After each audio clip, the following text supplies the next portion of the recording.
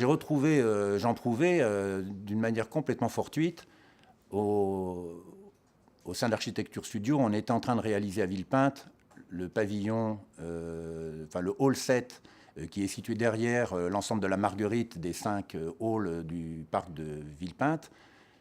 On faisait ça pour la Chambre de commerce de Paris. Notre maître d'ouvrage était Gérard Delacroix. Puis un beau jour, il m'a appelé en me disant « Jean-François, est-ce que ça t'intéresserait de remonter le pavillon de l'aluminium de Jean Prouvé ?» Alors tout de suite, je suis tombé des nues parce que ce pavillon, je l'avais vu dessiné à la craie par Prouvé au CNAM. J'ai été fébrile, j'ai dit bah oui, tout de suite. Notre première réaction a été de vérifier si aux archives Jean Prouvé de Nancy, il y avait les plans du pavillon. Heureusement, on a trouvé un dossier complet de tous les plans de Prouvé du pavillon de l'aluminium. Donc là aussi, c'était une émotion parce que ces plans, moi, je ne les avais jamais vus. J'avais vu les dessins à la craie de Prouvé sur le tableau noir du CNAM. Là, on avait un dossier complet d'exécution de ce pavillon. Ça nous a beaucoup aidé parce qu'il y avait beaucoup de photos très détaillées de chaque élément, mettant en évidence les jonctions des pièces les unes entre elles.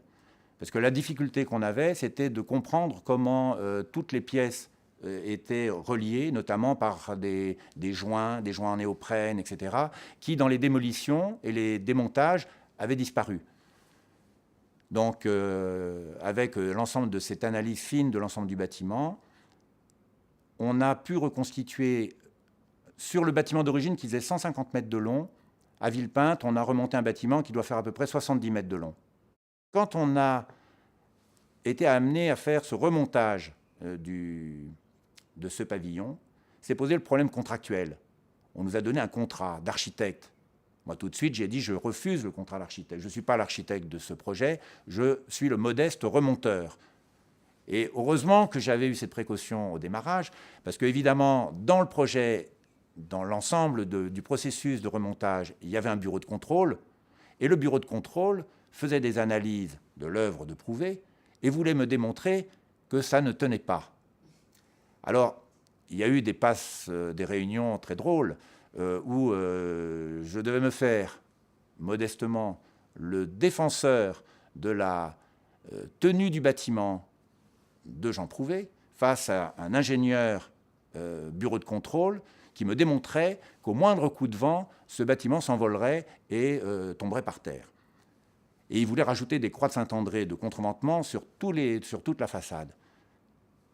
On s'y est opposé.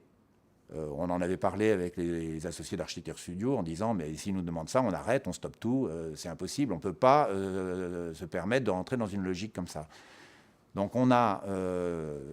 ça a été assez violent. Et au final, en concession, Gérard Delacroix m'a dit « mais laisse donc, on va quand même en mettre une, on n'en met qu'une seule de croix de Saint-André en extrémité. Et vous verrez à Villepinte, si vous y allez, elle existe. Et elle est peinte en rouge.